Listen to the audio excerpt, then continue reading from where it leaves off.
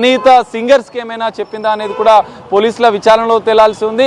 ఇప్పటికైతే కొంతమంది సింగర్స్ ఆసుపత్రికి అయితే చేరుకుంటున్నారు. ఆమెకు సంబంధించిన ఆరోగ్య పరిస్థితిని కూడా వారు షేర్ చేసుకుంటున్న పరిస్థితి కనిపిస్తుంది. అయితే మనం చూడొచ్చు అసలు ఏం జరిగింది అనేది. సరే ఏం సార్ నేను ఇవ్వద్దు అసలు ఏం జరిగింది అంటే ఎన్ని గంటలకు తీసుకొచ్చారు? సుప్రియర్ ఆఫీసర్స్ ఇస్తారు, నేను ఇవ్వద్దు. ఏ సమయానికి ఇక్కడికి తీసుకొచ్చారు అనేది ఒకటి. ఇక్కడికా నియర్లీ అబౌట్ 5 o'clock అట్లా తీసుకొచ్చారు. భర్త ప్రసాద్ ఇప్పుడు అంటే ప్రసాద్ కేమ్ ఫ్రమ్ చెన్నై నుంచి వచ్చారు. ఇప్పుడు ఎట్లుంది సార్ పరిస్థితి?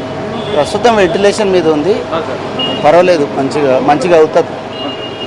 ఎందుకు అనేది మనకు తెలిసిందా సార్? జస్ట్ రీజన్ ఆమె రీఫ్రెష్ కొరకు ఏదో ట్యాబ్లెట్లు వాడుతుందంట, సోలిఫ్రెష్ అనే ట్యాబ్లెట్స్ అని తెలిసింది. ఇంకా ఇన్వెస్టిగేషన్ సారీ ఇప్పటికే ఇంకా పోలీసులు ఇప్పటికే చూడొచ్చు మనం ఒక ఫిర్యాదు కాపీని కూడా తీసుకొని వచ్చారు. అపార్ట్మెంట్ వాసుల దగ్గర కావచ్చు, ఇటు కల్పన భర్త దగ్గర నుంచి కూడా కొంత సమాచారాన్ని వాళ్ళు తీసుకున్న నేపథ్యంలో రెగ్యులర్గా ఆమె ఒక మెడిసిన్ వాడుతున్నట్లుగా కూడా పోలీసులు చెప్తున్నారు. ఆమె రెగ్యులర్గా వాడే మెడిసిన్ ఎక్కువ డోస్ వాడి ఉండొచ్చు అని చెప్పి పోలీసులు అయితే అనుమానం వ్యక్తం చేస్తున్న పరిస్థితి. ఇప్పటికే పోలీసులు చేరుకున్నారు, కొంతమంది సన్నిహిత సింగర్స్ కూడా చేరుకున్నారు.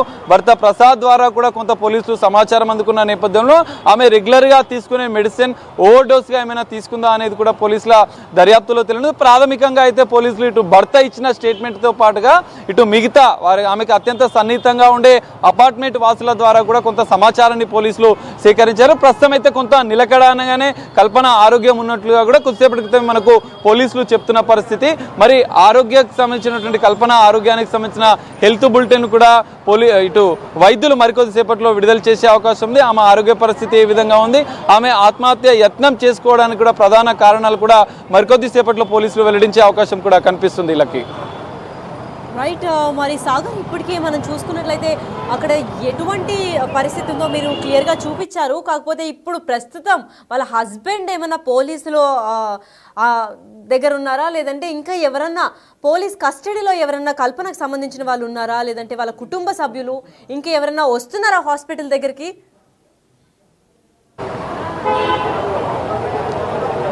ఇస్లాకి ఖచ్చితంగా కల్పన ఆత్మహత్యకి గల ప్రధాన కారణాలు ఏంటి, ఆమె నిజంగానే మెడిసిన్స్ రెగ్యులర్గా తీసుకునే మెడిసిన్సే తీసుకుందా లేదనగా ఓవర్గా ఏమైనా తీసుకుందా అనేది కూడా పోలీసులు తేల్చాల్సిన అవసరం అయితే